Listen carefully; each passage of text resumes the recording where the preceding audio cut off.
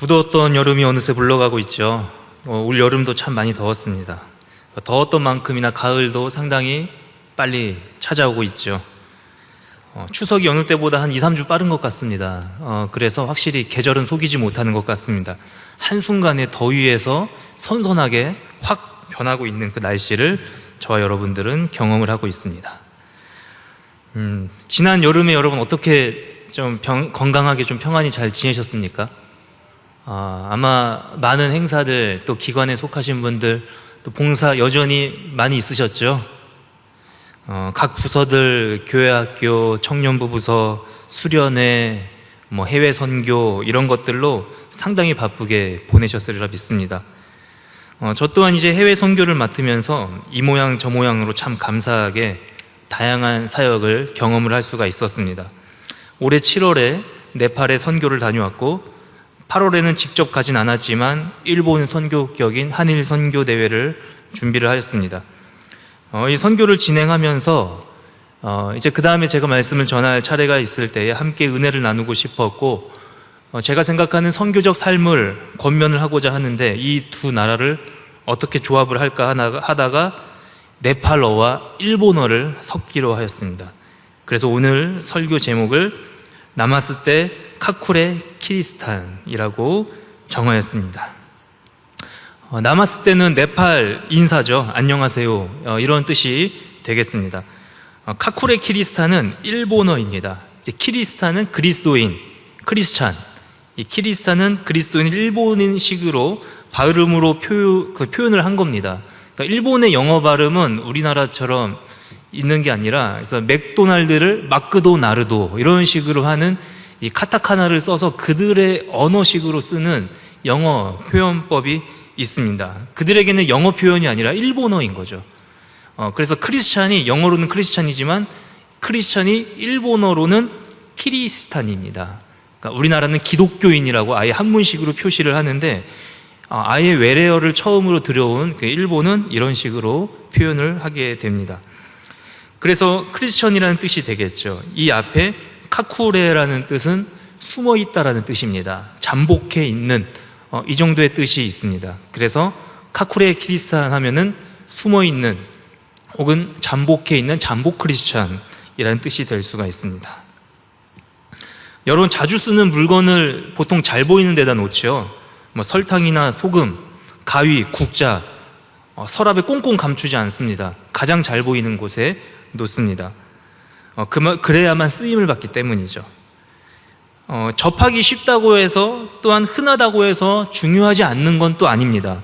너무나 중요한 것 중에 항상 내 주변에 있는 것들이 많이 있습니다. 그래서 여러분 한번 상상을 한번 해보십시오.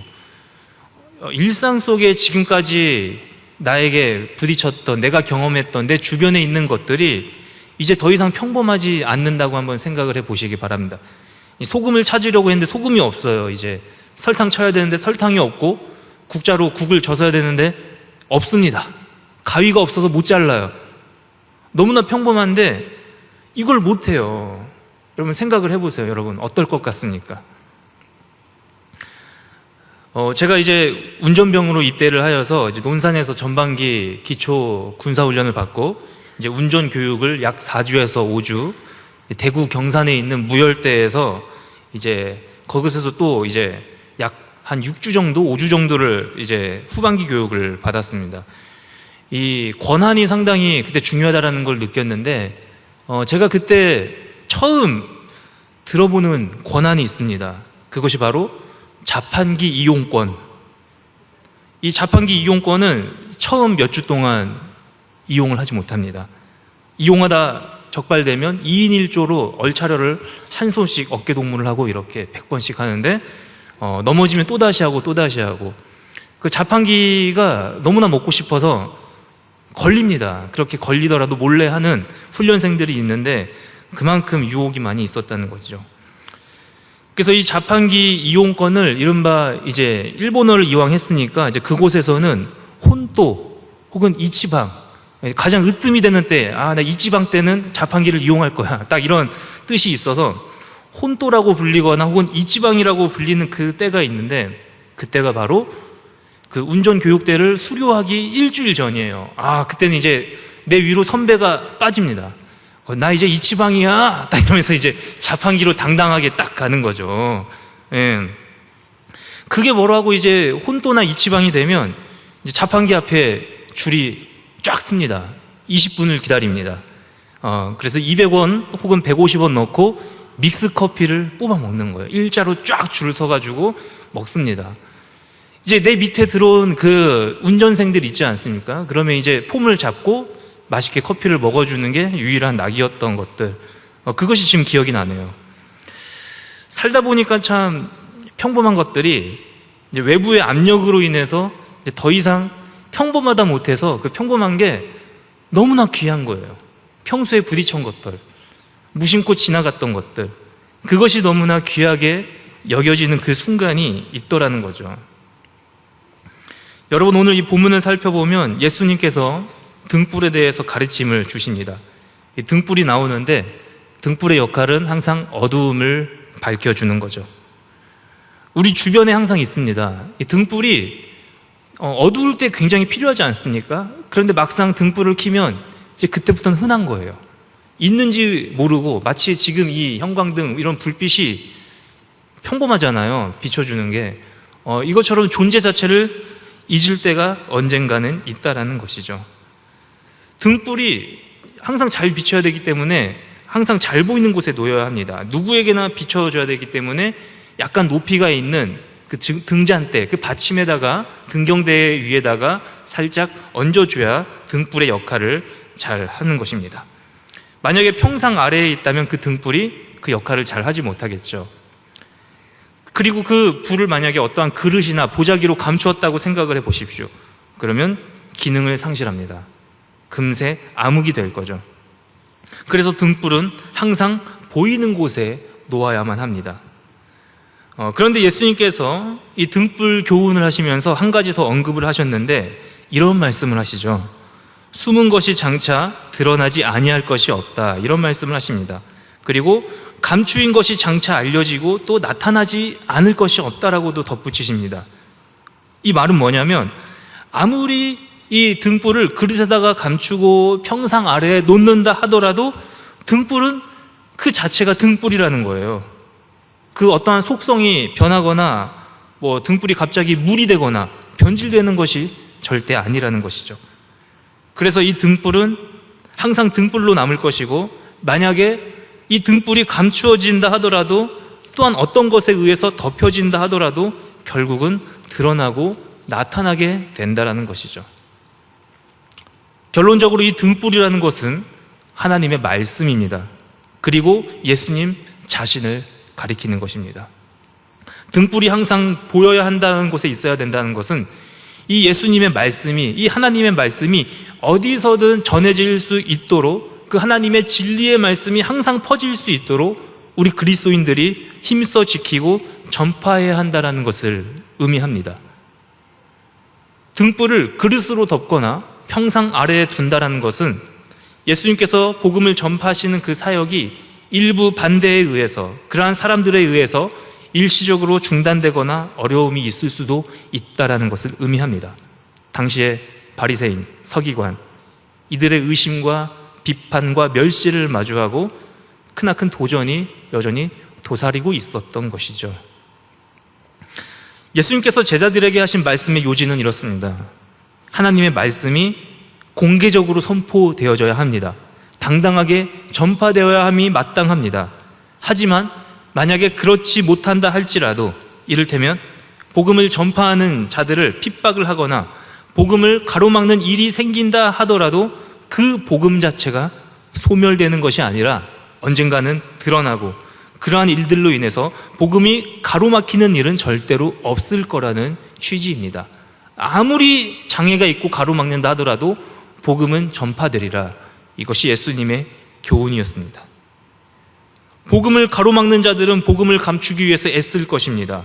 그릇으로 덮고 보자기로 덮고, 하지만 복음은 감춘다고 감추어지는 것이 아닙니다. 오히려 이 복음이라는 것은 감추어지는 것을 드러나게 하는 것입니다. 이 빛이 비추이게 되면 어두움에 감추어졌던, 남모르게 해왔던 선한 행실로 드러날 것이고, 그리고 여러 추악한 것들까지 함께 드러나는 것처럼 빛이 비추이는 이 복음이라는 것, 이것을 막으려 했던 여러 추악한 그 행위조차도 모두 드러난다라는 것이죠. 결국 진리는 드러나게 되어 있습니다. 그리고 이 진리는 또한 변하지 않습니다. 외세의 침투가 있다 하더라도 그 본질을 변화시키지는 못합니다. 이스라엘 백성들은 예로부터 참 외세의 억압을 또한 침략을 많이 받으면서 살아왔습니다. 우상을 섬기는 나라들의 포로를 잡혀왔고, 복음을 전하거나 지키다가 여러 생명의 위협에 시달린 적도 많이 있습니다. 그럼에도 불구하고 이들은 끝까지 신앙을 부여잡았습니다. 오늘 이 본문이 쓰여질 당시에도 역시 어려운 상황이었습니다. 밖으로는 로마의 억압 속에 있었고, 로마 황제보다 더 큰 신을 섬겨서는 안 되는 상황이었습니다. 내부적으로는 예수를 인정하지 않고 따르지 않았던 수많은 바리새인들, 율법주의자들이 자꾸만 회방을 놓는 일들이 많이 있었습니다. 이 이후에까지 계속해서 몇백 년 동안 그런 박해가 있었는데, 예수님 당시뿐만 아니라 승천하신 이후에도, 바울도 역시 마찬가지로 복음을 전하는 그 시대, 바울 이후의 시대에도 역시 마찬가지로 최소한 몇 세대 이상은 그런 박해의 시대가 있었습니다. 그렇다면 어떻게 과연 복음을 전할 수 있었고 전 세계에 복음이 흩어졌을까요? 오늘 본문과 같은 이 평행 본문이라 그러죠. 마태복음에도 역시 이 등불 비유가 나오는데, 여기서 예수님께서 복음을 전하는 방법을 착한 행실을 통해서 하나님께 영광을 돌릴 수 있다라는 표현을 쓰십니다. 마태복음에 나오는 이 본문을 한 가지 인용을 하자면, 이같이 너희 빛이 사람 앞에 비치게 하여 그들로 너희 착한 행실을 보고 하늘에 계신 너희 아버지께 영광을 돌리게 하라 라고 쓰여져 있습니다. 우리가 주님의 제자라면, 진정한 그리스도인이라면 그 행실로 말미암아 충분히 그 선한 영향력으로 말미암아 이 복음의 빛이 사람들에게 비추게 하고 그것으로 하나님께 영광을 돌릴 수가 있다라는 것이죠. 요즘 여러분, 이 복음 전파를 이 법으로 금지한 나라들이 늘어나고 있습니다. 과거 로마 시대에도 그랬습니다. 이 이스라엘이 이 신약 성경이 쓰여질 당시에 로마의 박해 시대였는데, 이 로마 시대에서도 이 소위 말하는 노방전도가 금지가 되었습니다. 전도를 하다가 발각이 되면 재산이 일단 몰수를 당합니다. 심지어 순교를 당합니다. 그래서 계속 땅굴을 파고 카타콤이라는 지하에서 몇백 년 동안 자기는 거기서 태어나서 죽을 때까지 거기 사는 거예요. 그러한 사람들이 많이 있었죠. 그렇다면 어떻게 그 상황 속에서 이 박해를 이겨내고 로마가 기독교 국가가 되었을까? 당시에 이 초대 교회 문서를 살펴보면 그것은 다름 아닌 이 그리스도인들의 선한 행실을 통해서 복음 전도가 이루어졌다라는 것입니다. 그래서 당시에 타락했던 로마 관료들이 그리스도인들의 그 여인을 얻어서 결혼을 한다거나, 그러면서 자연스럽게 그 순전하고 순결한 여인을 맞이하면서 관료들이 예수를 자연스럽게 영접을 하게 되면서 하나씩 하나씩 변화가 되었다라는 것이죠. 성경에서도 그리고 오늘도 뭐 착한 행실, 그리고 히브리서 같은 경우를 보면 행실의 결말을 주의하라, 이런 행동들의 단어들이 계속 나오고 있거든요. 그런 것들이 등장을 하면서 그리스도인들의 선한 행실을 계속해서 강조를 하고 있는 것이죠. 이러한 착한 행동들이 꾸준히 덧붙여지고 또한 이루어지고, 특별히 예수 믿으세요라고 이야기를 하지 않아도, 또한 노방정도를 하지 않아도 이들의 행실로 말미암아 하나씩 변화가 되었다는 것이죠. 결국은 AD 313년 밀라노 칙령을 통해서 기독교 국가로 이제 국교로 인정을 한 그러한 역사가 있었다는 것이죠. 그리고 그 순간 몰수한 재산이, 또한 갇혀있던 자들이 모두 다 환원이 되고 풀려났다는 것이죠. 여러분, 선교가 무엇이라고 생각합니까? 이 복음 전하는 게 선교인데, 선교는 여러분 뭘까요? 선교는 우리는 어쩌면 무엇을 해야 한다라고 생각을 했습니다. 이를테면 사역을 해야지만 선교라고 생각을 한 것이에요. 그래서 내가 생각했던 것과 내가 예상했던 것, 거기서 조금이라도 빗나가면 그것이 선교가 아니라고 생각하거나, 혼자 힘들어하거나 때로는 팀에서도 갈등이 일어날 수도 있다는 거죠. 여러분, 선교라는 것은 무엇을 하기 위함이 아니죠. 결국 선교는 내가 어떤 존재가 되느냐에 대한 가장 큰 물음이 우리 앞에 다가왔을 때 거기서 내가 어떤 존재로 살아갈 것인가부터 시작을 하는 것입니다. 선교라는 것은 다시 말해서 그리스도인으로 살아가는 것입니다. 성과만 바라보거나 내 만족이 마치 영적 만족인 것처럼 착각하거나 그렇게 해야만 뭔가 좀 개운하고 뭐 이런 게 선교가 아니라는 거예요. 기본적인 대원칙은 그곳에서도 여전히 변하지 않는 그리스도인으로 살아가는 것입니다. 그리스도인으로서 착한 행실을 나타내는 것입니다. 예수님만을 전하는 것이 아니라 예수님을 믿는 사람으로서 살아가는 것부터 시작을 해야 합니다. 우리는 이 시대에 첨단을 걷고 있지만 선교하기는 점점 더 어려워지고 있습니다. 선교에 여러 도전이 도사리고 있습니다. 과거에는 미전도 종족 국가에 대한 도전이 있었죠. 이른바 이슬람 국가에 대한 이 미전도에 대한 종족이 주로 이루어졌죠. 그래서 10-40창이라고 그 용어를 써가면서 위도 경도 10도에서 40도 사이에 있는 그 국가들은 주로 중동 국가들을 이야기하는 것입니다. 이 국가들을 품고 기도한 적이 상당히 많이 있죠. 여전히 지금도 그렇고요. 그리고 현대사회에서는 한 가지 또 다른 도전이 있는데 그것은 바로 예수를 모르거나 복음을 전해 듣지 못한 어려움이 아니라 복음을 알면서도 듣지 못하고 복음이 있는데 전하지 못하고 그 진리가 있음에도 불구하고 전해 듣지 못하는 더욱더 어려운 현실이 있다는 것이죠. 여러분, 이 답답함을 어떻게 말로 설명할까요? 지금 여러분, 이 중국을 중심으로 해서 서남아시아 지역, 인도와 네팔, 중국의 영향권에 있는 이 지역들은 법으로 복음을 전할 수가 없습니다. 복음을 전하다 걸리면 잡힙니다. 추방당합니다. 감옥에 들어갑니다. 이게 여러분 이슬람 국가에서 일어나는 것이 아니라 불과 몇 년 전까지만 해도 우리가 자유롭게 가서 노방 찬양하고 전도를 전했던 그 지역, 인도, 네팔, 중국, 이곳이 다 안 된다는 것이에요. 이것이 여러분 지금 최첨단을 걷고 있는 이 시기, 3G, 4G, 이제 5G 나오고 뭐 HD, UHD 이런 첨단 시대 아닙니까? 그러니까 미디어는 너무나 발달하고 통신은 발달을 해서 모르는 사람이 없어요. 시골에 가서도 스마트폰이 터지니까요. 더 어려운 시기입니다.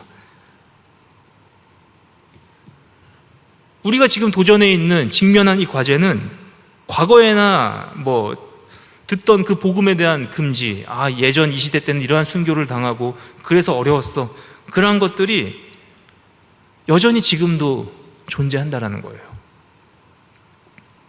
불과 4-5년 전에 제가 네팔을 갔을 때도 아이들 길거리에서 머리 잘라주고 노방 찬양하고 네일아트 해주고 이러한 것들이 이제 안 됩니다. 복음을 전하지 않고 그냥 예수 믿으세요라고 안 하고 선의의 목적으로 나눠주는 것도 안 됩니다. 한국 사람들끼리 몰려다니는 것 그것 자체로도 신고가 들어갑니다. 이미 이미 타겟이 된 것이죠. 티를 안 내고 선교하는 그 자체도 안 된다는 것이에요. 중국 지금 장난 아니죠.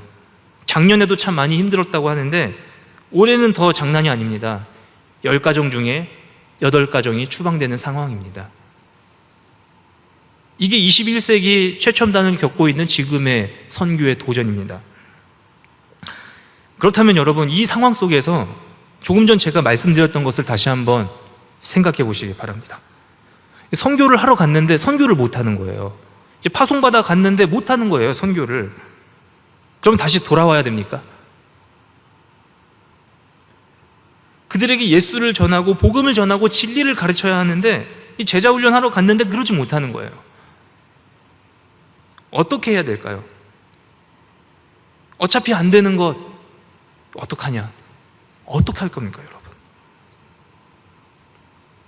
그럼에도 불구하고 갔다가 한 번만에 추방될 줄 알면서도 아직도 수많은 선교사님들은 그런 줄 알면서도 가보았자 얼마 지나지 않아 쫓겨날 줄 알면서도 언제 쫓겨날지 모르는 그 상황 속에서도 여전히 그곳을 향해 갑니다.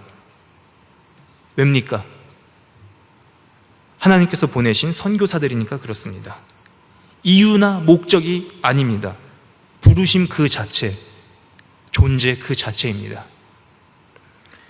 미국에서 9.11 테러가 일어났을 때 일반인들 다음으로 희생자가 컸던 사람들이 바로 소방관이었죠. 건물이 붕괴될 때 사람들은 건물 밖으로 뛰쳐왔지만 소방관은 그 순간에 건물로 뛰어들어갑니다. 단 한 명이라도 남은 생존자가 있는지 없는지 살리려고 말입니다. 가까운데 멀리서 찾을 필요 없습니다. 우리나라에서도 한 명이라도 더 구하려고 불이 난 건물에 들어갔다가 안타깝게 순직한 소방관들 참 많이 있습니다. 이들이 왜 이렇게 뛰쳐들어갈까요? 죽을 줄 몰랐을까요? 어쩌면 내가 여기서 들어가면 못 나올 줄 아는 것, 그걸 미리 알았으면 가지 않았지. 그게 아니죠. 알면서 간 거죠. 왜일까요? 소방관들이었기 때문입니다. 사람을 살리고 못 살리고 이전에 이들의 소명이었기 때문입니다. 하물며 우리 그리스도인들은 어떻습니까? 우리가 가야 할 선교지, 우리가 가고 있는 선교지, 또한 살고 있는 이 땅 가운데에서 어떠한 모양으로 여러분 선교를 합니까? 이제 핍박이 시작됩니다. 그리고 또 복음을 전해들은 이 현지인들은 어떻게 될까요? 그곳에서 남아있는 자들은 또한 어떻게 될 것이냐, 여러 가지 복잡한 생각들이 듭니다. 이것은 비단 선교지에서만 일어나는 것이 아니죠.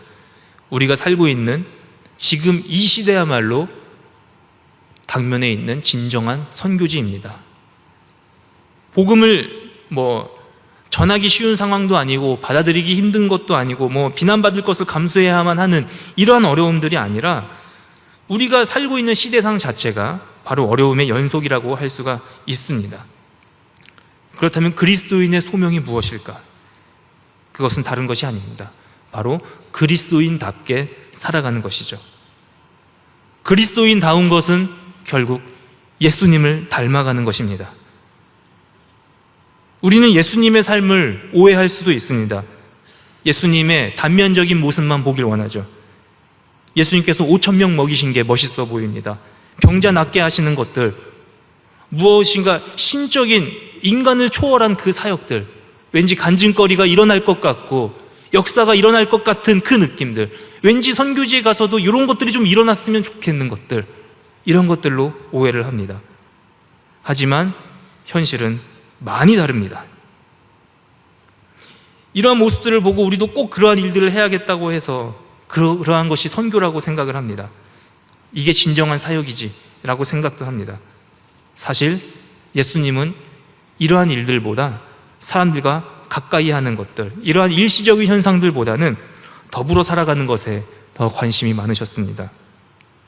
12명의 제자들과 함께 살아가셨고 그들을 훈련시키셨고 서로의 삶과 문화를 공유하며 또한 배우며 살아간 것이죠.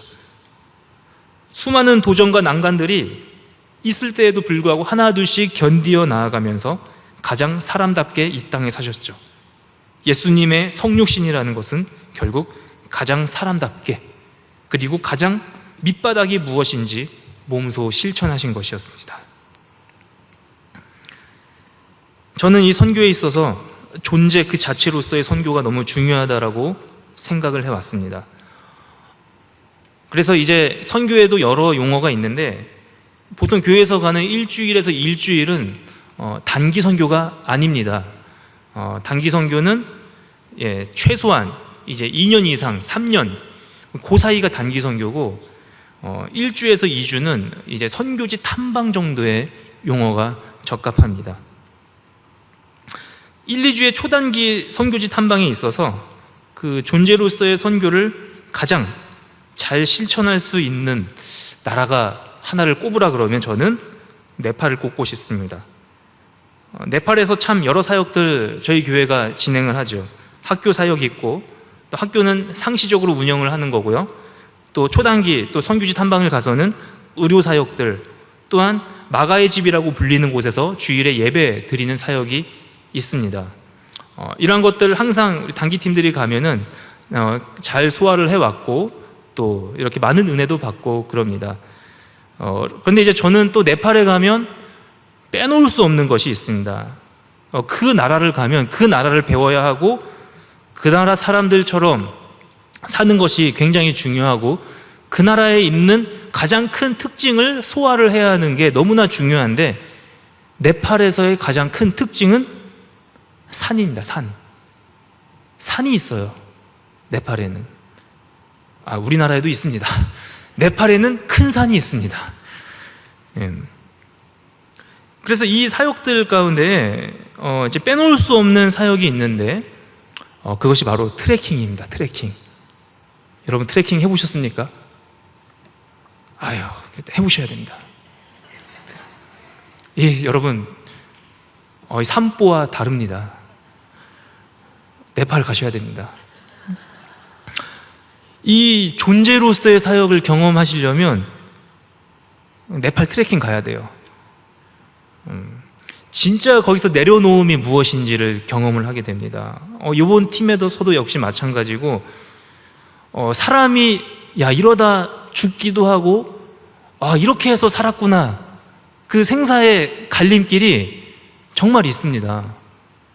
이번 네팔 이제 선교팀에도 역시 마찬가지고, 팀원들이 하나가 되었는데 일단 내 것을 다 버려야 돼요.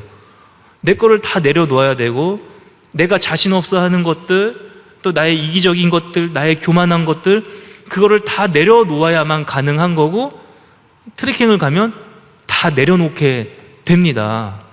그래서 혹시 건강하신 분들 트레킹을 꼭 참여를 하시고, 건강하지 못하신 분도 가면 건강하게 만들어 드립니다. 자신이 없으시면 자신 있는 만큼 가시다 보면 중간중간 산장에 제가 여기서 놓아 드릴 테니 계십시오, 나머지 올라갔다 해서 하산 때 만납시다, 이렇게 해서 결국 언젠간 만납니다. 내 고비를 뛰어넘는 그 순간이 있어요. 폭우가 너무나 이제 쏟아지는 날이었는데, 이 3박 4일에 걸치는 이 푸닐이라는 코스, 해발 이제 3,400m를 가야 되는데, 보통 해발 2,000m까지는 집차를 타고 거기서 이제 고도가 1,400m니까 약 한 15km, 20km만 걸으면 가게 되는 건데, 그 코스가 보통 3박 4일, 짧으면 2박 3일인데 그 니느웨 성을 며칠에 걸릴 걸 하루 만에 돌았다 그러죠. 저희도 너무 시간이 없다 보니까 이거 1박 2일 만에 가자라고 제안을 했습니다. 그래서 주일에 마가의 집 사역, 이제 어쨌든 예배는 드려야겠고 예배를 드리고 좀 늦은 시간에 출발을 해서 3박 4일 코스를 어머니들과 아버님들과 함께 1박 2일로 가자라고 했고, 찝차가 올라갈 길이 홍수로 인해서 다 무너지고 상당히 낮은 지역부터 갔어야만 하는 절체절명의 순간에 왔습니다. 그래서 일단 걸어왔습니다. 이제 폭우는 쏟아집니다. 해는 짧아져서 더 이상 갈 길도 없습니다. 얼마나 이 위태위태했냐면, 이제 길들이 산사태로 인해서 트레킹 길이 다 무너집니다. 밑에는 계곡이 흐르고 있어요. 발을 헛디디면 한 방에 가는 겁니다. 진짜입니다. 이거 그래서 예를 들어 등산화 자국이 이렇게 일자로 걸으면 안 되고 옆으로 이렇게 걸어야 돼요. 이게 몇 센치만 빗나가도 금방 떨어집니다. 이건 진짜인데 이거 가보시면 압니다. 사진 찍을 겨를이 없어서 증거를 못 남겨왔습니다. 이거 어떻게 믿으실까요? 그만큼 너무나 힘든 상황이었고, 팀원들한테 한 말도 있고, 중간에 다시 돌아가고 싶은데 숙소도 없고 쉴 곳도 없습니다. 무조건 직진밖에 없었어요. 살아야 되기 때문에.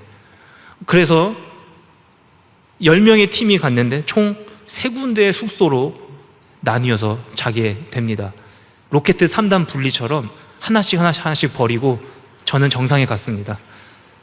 이분들 어떻게 만나야 되나, 전화도 안 터집니다. 다행히 감사하게 그 다음날 다 만났어요. 아마 이 교회에서 트레킹을 간다 그러면 입산 허가를 내서 가는데 몇 안 되는 교회 중에 하나가 저희 부천 동강교회일 것 같습니다. 팀원들이 너무나 고생 많이 하셨죠. 하지만 서로에 대한 신뢰와 믿음이 있었기 때문에 그것이 가능하였고, 제 인생에 있어서 3박 4일간의 그 코스를 그렇게 저도 힘들었던 적이 처음인데 너무나 우리 팀원들이 고생을 많이 해주셨죠. 무릎 관절이 저도 이제 나간 줄 알고 병원 진료도 받아보고 너무나 관절이 안 좋아가지고 다행히 이제 살만 조금 체중을 줄여야 되는 부분으로 해결이 돼가지고 지금은 잘 해결이 됐는데, 그만큼 몸도 많이 힘들었지만 그만큼 너무나 내려놓음이 무엇인지, 하나님을 의지한다라는 것이 무엇인지, 그리고 사역도 중요하지만 내가 걷고 있는 이 땅에 내가 정말 하나님 의지하지 않으면 죽을 것 같고 그러한 순간이 무엇인지를 뼈저리게 체험한 거예요. 이 트레킹이 여러분 앞사람 보고 따라가는 게 아니에요. 이미 내 앞에 사람은 500m, 300m 가 있어요. 바로 뒤에 쫓아가야지 이게 되질 않아요. 예, 해보시는 분은 아시겠지만 띄엄띄엄 하면서 앞사람 놓치면은 그냥 나 혼자만의 싸움이 됩니다. 그때 하나님을 의지하게 된다라는 것이죠. 그래서 여러분 꼭 함께 나중에는 이러한 기회가 있을 때 하였으면 좋겠습니다. 우리는 복음을 받아들이는 데 있어서 전혀 제약이 없는 상황에 살고 있죠. 그런데 만약에 교회에 탄압이 있다면 어떻게 될 것 같아요? 우리 조상들, 우리 선조들도 수많은 탄압을 이겨냈죠. 그런데 저는 조금 더 범위를 확장해서 이제 일본의 경우를 또 잠시 말씀드리고자 합니다. 여러분, 일본의 기독교 역사가 우리나라보다 몇백 년이 앞섰습니다. 그것을 잘 가꾸었다면 일본이 기독교 국가가 되었겠죠. 침략도 하지도 않았었을 겁니다. 임진왜란이 1592년에 일어났는데 일본의 기독교의 시작은 1549년에 시작이 됩니다. 임진왜란보다 빨랐어요. 이제 유럽에서 항해술이 발달이 되고 아시아의 여러 나라에 관심을 갖게 되는데 처음 일본에 이제 여러 문물들이 들어옵니다. 주로 스페인이나 포르투갈, 이 대항해 시대를 이제 발전시킨 그 나라들이 관심을 가지게 되는데, 이제 쭉 가로질러서 가다 보니까 이제 정박할 수 있는 가장 좋은 그 육지가 어디냐, 섬이 어디냐, 그곳이 바로 규슈 지방의 나가사키라는 지역입니다. 그래서 이 나가사키 지역은 일본의 제일 밑에 쪽 태평양에서 가까운 쪽인데 지금도 기독교 역사나 서양의 역사들이 많이 남아있는 곳이라고 할 수가 있겠습니다. 서구 문물에 대한 호의적인 상황이 처음에 일본에 있었습니다. 왜냐하면 일본의 영주를 이제 일본어로 다이묘라고 부르는데 그 다이묘들 간의 싸움이 있었습니다. 그러니까 영주들이 마치 영국처럼 군인이 영주에 속한 것이에요. 나라에 속한 게 아니라 땅을 확장시키고 그들끼리도 싸우고 또 해외에 원정 나가서도 싸우고 이러다 보니까 총포와 화약이 굉장히 중요했습니다. 서구 문물이 그것을 다 커버를 해주기 때문에 처음에는 호의적이었고 같이 따라온 선교사들한테도 굉장히 호의적이었죠. 그래서 나가사키에 여러 배들이 정박을 하면서 처음에는 이 서구 기독교에 대해 다이묘들이 호의적으로 베풀었고 기독교 인구들이 굉장히 많이 급증하기 시작을 했습니다. 그런데 이제 어떠한 계기들이 있었어요. 나가사키로 한 배들이 여러 정박할 수 없는 이유나 여러 다이묘들 간의 그 이해관계 때문에 다른 쪽에 정박을 하거나 문물을 그쪽에 실어다 주면서 하나씩 배척을 하기 시작을 합니다. 그래서 그것이 그대로 기독교에 대한 배척으로 이루어지게 됩니다. 그리고 급기야 복음을 전할 수 없는 금교령까지도 내려지게 됩니다. 그리고 그 금교령을 처음으로 내린 사람이 바로 우리가 알고 있는 도요토미 히데요시입니다. 이제 복음을 전하지 못하게 하면서 26명의 순교 처형을 합니다. 기독교인들을. 그곳에 순교가 누가 당했냐 보면 물론 이 사제들이나 신부들도 있었지만 그냥 구경하러 따라왔던 그리스도인들, 그 키리스탄들, 어린아이들, 그런 아이들까지도 26명을 싸그리 죽여버립니다. 평범했던 사람들의 순교였죠. 철저한 처형 그리고 철저한 금교가 내려지면서 약 250년에서 300년 동안 이제 마지막 신부가, 그 사제가 죽으면서 이제 더 이상 목자 없는 양으로 일본의 키리스탄들은 250년에서 300년을 지나게 됩니다. 그래서 숨으면서 자기의 신앙생활을 지키려고 노력을 했는데 그래서 이들을 숨어있는 그리스도인이라고 해서 카쿠레 키리스탄이라고 부릅니다. 이 카쿠레 키리스탄의 신앙은 정말 대단하죠. 예수를 믿는 걸 티를 내면 안 됩니다. 그리고 그 당시에는 불교가 대세였기 때문에 이제 가정마다 불상이 하나씩 있을 정도였는데 이들도 물론 알고 있었죠. 이것이 우상 숭배인지 아닌지 말입니다. 그래서 이들이 이제 고안책을 써낸 게 불상에 자기만 알 수 있도록 십자가상을 그립니다. 그게 뭐 관음 마리아상 이렇게도 불리기도 하는데, 누가 보면 불상이지만 자기한테는 신앙을 지키려고 하는 정말 절체절명의 위기의 순간에 짜낸 고안책이라고 할 수가 있다라는 것이죠. 물론 이 박해의 역사에서 당당하게 순교하는 사람도 있었고 배교하는 사람들도 있었습니다. 이 상황 속에서 예수를 인정하면 죽는 것이고 부인하면 사는 거죠. 그런데 예수를 인정하여 죽는 사람도 상당히 많이 있었고 배교하는 사람들도 많이 있었는데, 배교하는 사람들도 역시 사는 것이 아니었죠. 죄책감으로 인해서, 양심의 가책 때문에, 동료의 죽음을 눈앞에서 보았기 때문에 평생토록 그 고통을 견디며 살아갔던 것이죠. 그래서 아까 말씀드린 불상에 몰래 십자가를 새겨서 그들만 알 수 있도록 모양을 바꾼다거나, 겉으로는 예수를 부인하는 거죠. 그런데 속으로는 그것이 아니었어요. 이것을 비겁하다고는 할 수 없는 부분인 것 같습니다. 그리고 또 몸속에 작은 나무 십자가를 깎아서 만들어서 이 속옷 속에 보관을 하거나, 이러한 식으로 자기의 신앙을 지키려고 노력을 했다라는 것이죠. 다이묘들이나 사무라이들이 물어볼 때는 예수를 모른다고 했지만 그 부인을 거짓으로 부인한 자들이었습니다. 그래서 사무라이들도 그걸 또 압니다. 예수를 거짓으로 부인했는지 진짜로 부인했는지. 그래서 실토를 하게 만들다거나, 또 누구 있냐 없냐 이렇게 만들다거나, 아니면 내 옷은 물론이고 속옷까지 다 벗겨서 혹시나 작은 목각 십자가나 인형이 있거나 지방까지 탈탈 털어서 조금이라도 그 문양이 있으면 바로 처형해버리는 그러한 사무라이들이 있었다는 것이죠. 이 당시의 상황을 잘 표현한 영화가 있는데 사일런스라는 영화입니다. 원작이 이 일본의 키리스탄 소설가죠. 엔도 슈사쿠의 침묵이라는 소설이 원작입니다. 실화를 바탕으로 한 영화이고 소설입니다.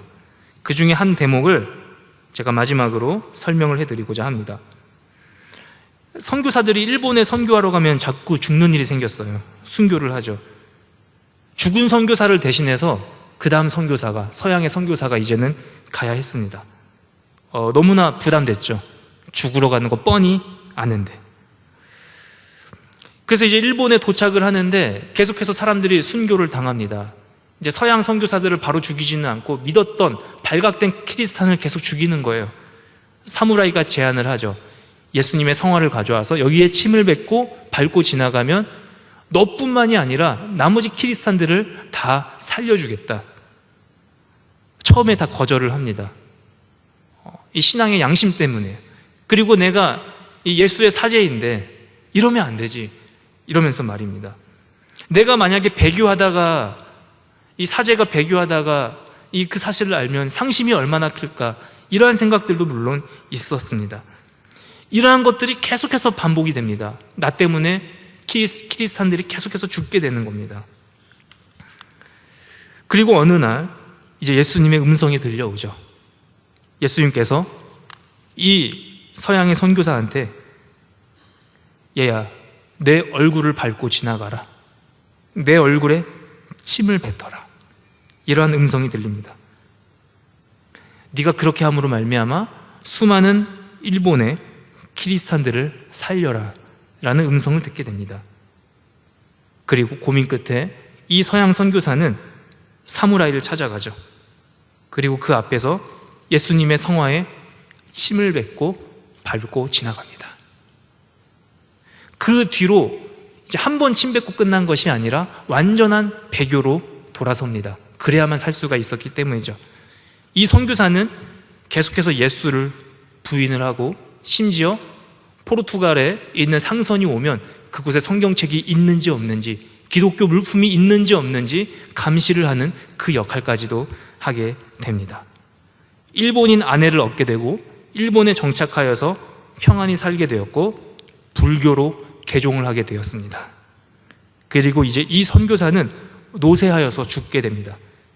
그리고 불교식으로 장례를 치르게 되는데 그때 놀라운 반전이 일어납니다. 이 선교사의 몸속에서 아주 작은 나무 십자가가 나오게 되었던 것이죠. 겉으로는 예수를 부인했지만 그 속마음은 그 죄책감 때문에 너무나 괴로워했을 것이죠. 평생토록 그 빚진 자로 살아가며 복음을 지켰던 그 카쿠레 키리스탄으로서의 신앙을 지키려고 노력을 했던 것이죠. 그래서 저는 이 한일 선교대회에 참여했던 이 27명의 일본 분들, 이분들의 신앙이 참 대단하다고 생각을 합니다. 척박한 그곳에서 소수자로서 살아간다라는 것, 목소리를 내고 싶은데 그러지 못하고 살아야만 하는 그들이 신앙인으로 살아가는 것 그 자체가 참으로 대단한 거죠.